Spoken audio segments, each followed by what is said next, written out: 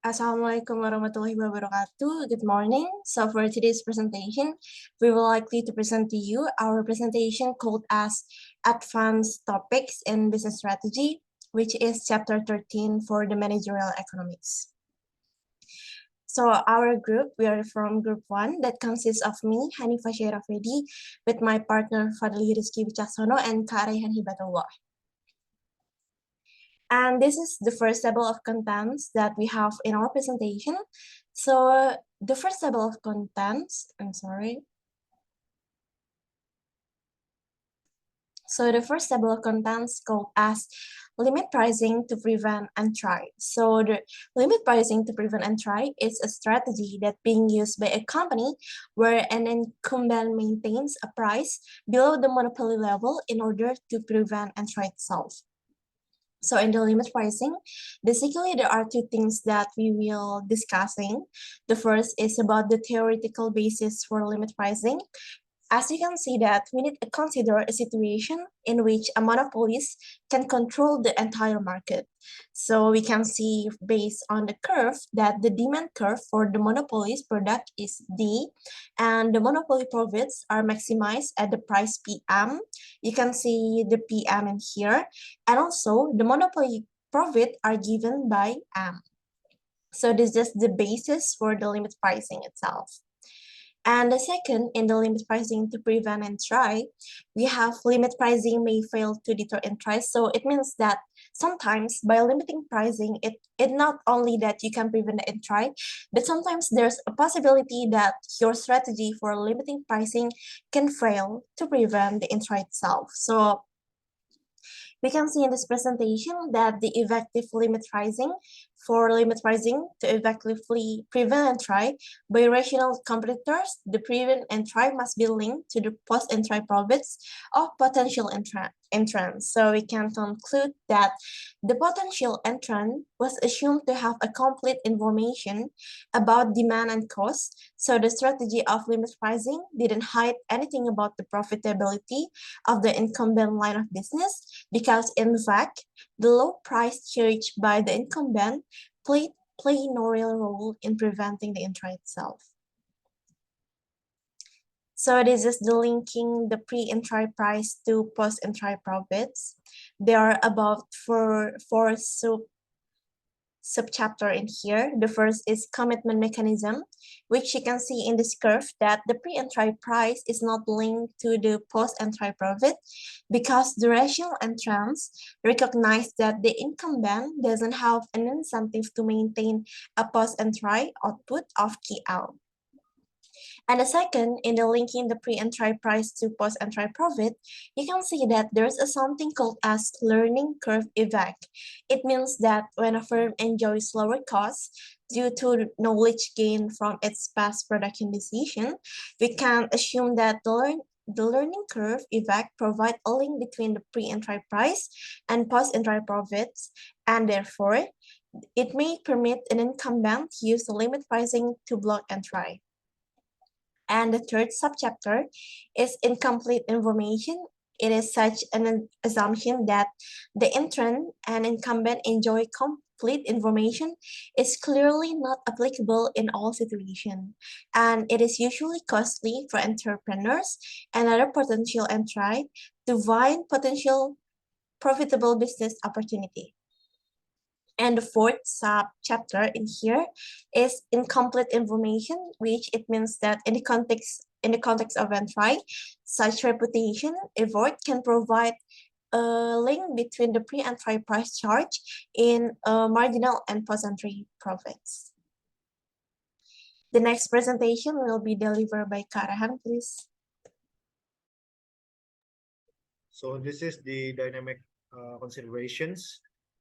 So this is the equations, and based on this analysis, it is clear that limit pricing is more attractive in situations where the interest rate is low, the profits under the limit price are close to the monopoly price, and the duopoly profits are significantly lower than profits under the limit price.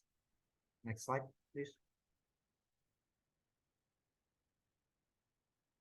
So we are going to talk about predatory pricing to lessen competition.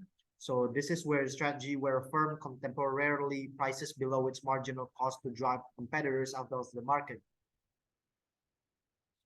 So predatory pricing arises when a firm charges a price below its own marginal cost in order to drive a rival out of a business. So once the prey or the rival leaves the market, the predator or the firm engaging in the predatory pricing can raise its price to a higher level thanks to the dampened competition. Thus, predatory pricing involves a trade-off between the current and future profits.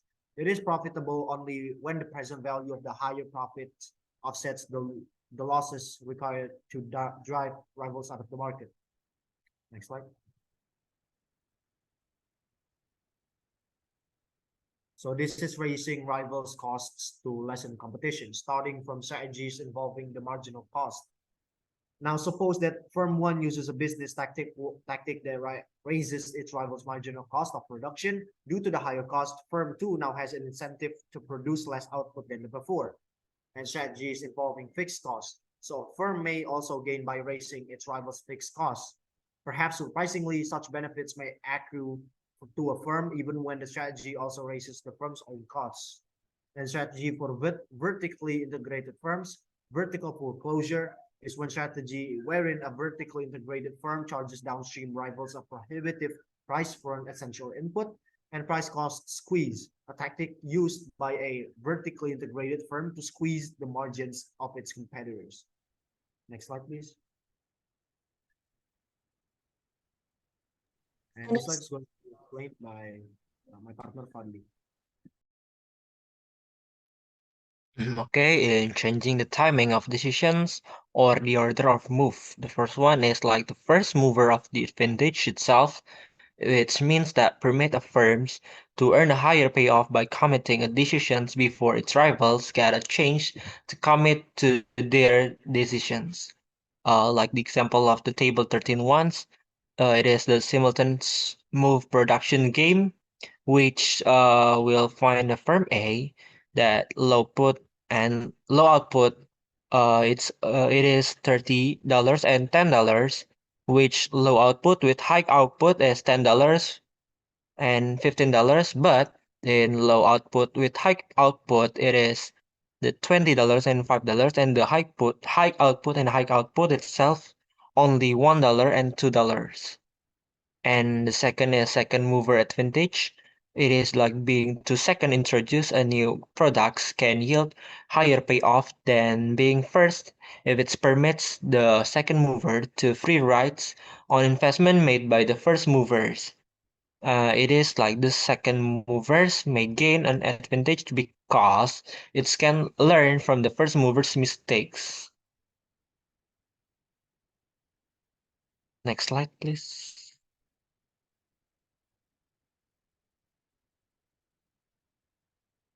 This is the last slide of our presentations, which about the penetrations pricing to overcome networks effects.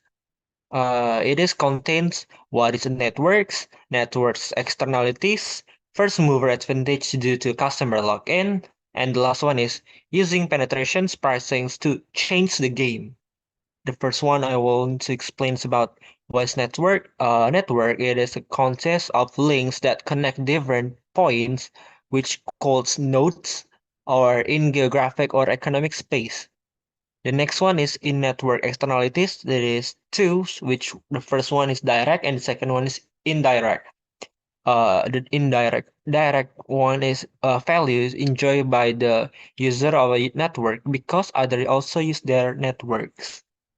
But in indirect, it is value enjoyed by user of networks because of the complementaries between the size of networks and the availability of the complementary products or service.